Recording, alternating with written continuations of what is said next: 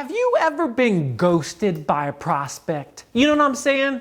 Like, you went through the sales process, you thought it was good, and then all of a sudden they won't return your emails. Yeah. If you've been in sales more than a day, this has probably happened to you, and that's exactly what we're going to talk about in today's video.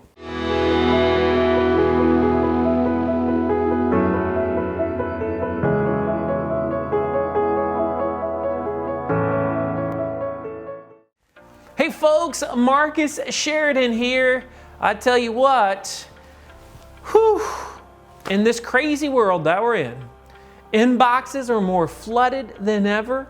Salespeople are sending out so many emails just trying to reach out. Customers are flooded and therefore many of them aren't responding. And if you're in sales, if you have a sales team, there is almost a guarantee, if they've been in the game for any period of time right now, they are emailing prospects that they've talked to, but they can't seem to get a response back. So in that moment, once they've been ghosted, what are they doing?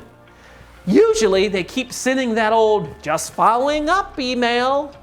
Just following up doesn't get opened. It needs to be removed. Checking in, following, no.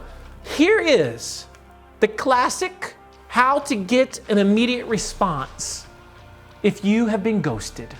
All you have to do, two things. Number one, in the subject line, use the person's name because it matters. You might say, is that going to look spammy? No, if you do it the right way, it will not look spammy. And then number two, you want to say, assuming you found someone to fill in the blank.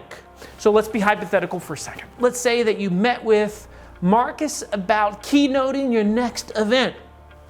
And after we talked, for some reason, you ghosted me. What?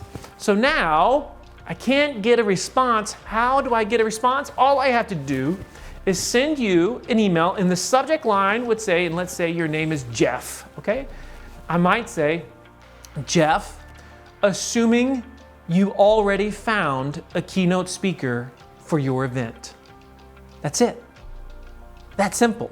Now you're like, well, why does that get a response? The reason comes down to psychology. All you've done in that moment is you've given permission for the prospect to say, I've decided to go with someone else. You've stated the obvious, and they don't have to say it because you already said it. Two things are going to happen in most cases when you send out this email. In terms of responses, what you're going to hear some. In fact, there's a good chance many will say, yep, we found or we decided to go with, and then they'll say they went with another vendor, another provider. Is that a bad thing? No, it's a good thing because now we stop wasting time. The second response is oftentimes, oh, I'm so sorry that it's taken me so long to get back to you. Here's where we are in the process. Because I've been working so much with sales teams and doing virtual sales training, this is one of those little things that if you teach it to a sales team, it's crazy how many responses they will get back that same day by teaching a simple technique as what you might call the Dear John subject line.